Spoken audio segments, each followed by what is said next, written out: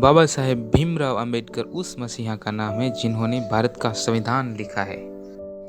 बाबा साहेब के बारे में हम जितना जाने उतना कम है, लेकिन आज हम छोटी सी कोशिश करेंगे इस वीडियो के माध्यम से उस महातपस्वी को जानने की। उन्होंने अपना सारा जीवन भारत को कानूनी ढंग से मजबूत बनाने में और निम्न वर्गों को न्याय दिलाने में ही गुजार दिया। इसलिए आज हमें उनके बारे में थोड़ा बहुत जरूर से जानना चाहिए। बाबा साहेब भीमराव अंबेडकर का जन्म 14 अप्रैल 1891 में मध्य प्रदेश के महू गांव में हुआ था। उन्होंने प्राइमरी तक का थोड़ा अभ्यास महू में ही किया था और उसके बाद 1897 में बाबा साहेब का परिवार मुंबई रहने आ गया था और उसके बाद बाबा साहेब ने कॉलेज तक का अभ्यास मुंबई में ही किया था। बाबा साहेब ने एल्फिनिस्टोन हाई स्कूल में अभ्यास किया था। 15 साल की उम्र में ही बाबा साहेब की शादी हो चुकी थी और तब माता रमा की उम्र सिर्फ 9 साल थी। बाबा साहेब का पारिवारिक जीवन बहुत ही उथल पाथल भरा रहा था।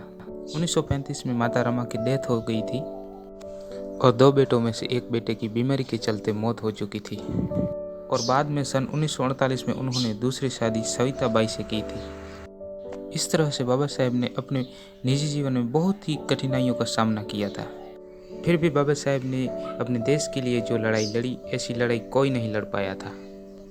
जनवरी 1911 में फारसी और अंग्रेजी विषय में बीए की कसौटी पर सफल हुए और जुलाई 1913 में पॉलिटिकल साइंस के अभ्यास को करने के लिए गायकवाड़ से शिष्यवृत्ति लेकर बाबा साहेब ने कोलंबिया विश्वविद्यालय में प्रवेश लिया।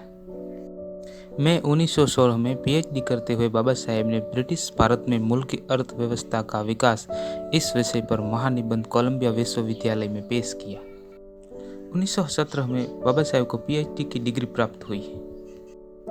जून 1921 में यूनिवर्सिटी लंदन में एमएससी की उपाधि प्राप्त करने के लिए decentralisation of imperial finances in Britain India के बारे में लिखा हुआ महानिबंध का स्वीकार हुआ। मार्च 1923 में डीएससी इकोनॉमिक्स की उपाधि के लिए लिखा हुआ महानिबंध रुपयों का प्रश्न लंदन विश्वविद्यालय ने स्वीकार के डॉक्टर ऑफ साइंस की डिग्री दी और इस तरह से बाबा साहेब विद्या के भंडार थे। उनके जितना अभ्यास भारत में उस वक्त किसी ने नहीं किया था। 12 नवंबर 1930 में पहली गौड़मेजी परिषद अटेंड की और दलितों के प्राण प्रश्नों की रजूआत की। बाबा साहेब के द्वारा चलाई गई पत्रिका बहिष्कृत भारत और प्रबुद्ध भारत थी। बाबा साहेब ने हिंसा, अन्याय, असामाजिकता, अशांति और अमानवीय व्यवहारों के सामने अपनी लड़ाई शुरू की थी।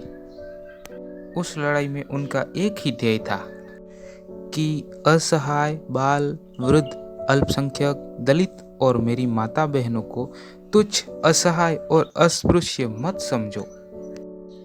बाबा साहेब के द्वारा लिखे हुए पुस्तक caste in India, thoughts on Pakistan, Ranade, Gandhi और जीना, दी अनट्रोबलेस और दी प्रॉब्लेस ऑफ रूपी जैसे कई महत्वपूर्ण पुस्तक उन्होंने लिखे। बाबा साहेब ने कहा था कि मेरा जीवन अब मेरा नहीं रहा, मूक जनता के जीवन के साथ एक रूप बन गया है। सेवा के कार्यों को करने के लिए नियति ने मेरी पसंदगी की, मुझे साधन बनाया हो, ऐसा बहुत बार मुझे लगा। इसलिए मुझे संतोष होता है। मेरी गरीब समाजे जो मेरी तरफ अहोभाव रखती है, इसके काबिल बनने के लिए मैं सर्वस्व कर छूटूंगा। ऐसी लगन है मुझे और यही मेरा कर्तव्य है। बाबा साहेब ने भारत का संविधान लिखा। दोस्तों, ये इतनी बड़ी उपलब्धि है कि हम इसे शब्दों में नहीं बयां कर सकते और इसी संविधान से हमारा देश आज चल रहा है। यह संविधान भारत की आत्मा है। अमेरिकी राष्ट्रपति बराक ओबामा ने कहा कि बाबा साहेब हमारे देश में जन्मे होते तो हम उन्हें सूर्य कहते। साउथ अफ्रीका के नेल्सन मंडेला ने कहा कि भारत से लेने लायक एक ही चीज़ है, वह है डॉक्टर आम्बेडकर द्वारा लिखा संविधान। पाकिस्तान के लोग भी मानते हैं कि अगर हमारे देश में बाबा साहेब रहे होते तो हमें धार्मिक कट्टरता मिटाने में आसानी होती। जापान भी यह बात मानता है कि डॉक्टर बाबा साहेब ने मानवता की सच्ची लड़ाई लड़ी थी। कोलंबिया यूनिवर्सिटी ऑफ अमेरिका में यूनिवर्सिटी में बाबा साहेब की मूर्ति की स्थापना के समय प्रमुख ने कहा कि हमें गर्व है कि हमारी यूनिवर्सिटी में एक ऐसा छात्र पढ़ा जिसने भारत का संविधान लिखा।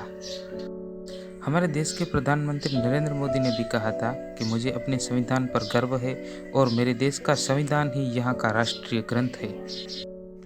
दुनिया के 100 से भी ज़्यादा देशों ने बाबा साहेब के विचारों को अपनाया है, उनसे प्रेरणा ली है, उनसे कुछ सीखा है और सारी दुनिया बाबा साहेब की ऋणी है।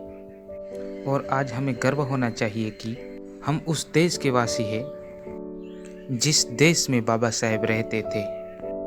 बॉलीवुड के अभिनेता आमिर खान ने भी कहा था कि जब कभी मैं दुखी होता हूँ, अपसेट होता हूँ, तब बाबा साहेब आम्बेडकर को याद करता हूँ, क्योंकि बाबा साहेब आम्बेडकर कितने भी दुखी रहे हो फिर भी उन्होंने कभी हार नहीं मानी। और गीता में भी लिखा है कि जब जब धर्म की ग्लानि होगी और अधर्म का पलड़ा भारी होगा, तब न्याय की खातिर, धर्म यानी कि व्यवस्था की खातिर तब ईश्वरीय ताकत इस धरती पर अवतार लेगी। भीमराव अंबेडकर ने अन्याय को परास्त करके धर्म की स्थापना की है, यानी कि व्यवस्था की स्थापना की है, और वो व्यवस्था आज पूरे भारतवर्ष को चला रही है, यानी कि हमारा संविधान। हमारे बीच रहकर, यानी कि इस रूढ़िगत दुनिया में रहकर बिछड़ों, दलितों और अल्पसंख्यकों और स्त्रियों को न्याय दिलाने वाले, उन्हें मुख्य धारा से जोड़ने वाले, कोई भी चमत्कार के बिना पूरे भारतवर्ष का धर्म स्थापन करने वाले, यानी कि संविधान लिखने वाले, वो बाबा साहेब आम्बेडकर खुद ईश्वर थे।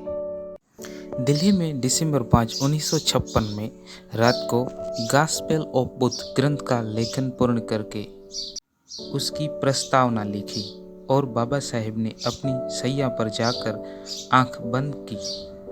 उसके बाद उन्होंने फिर कभी आंख न खोली। 65 वर्ष की उम्र में उनका देहांत हो गया। ऐसे थे हमारे भीमराव।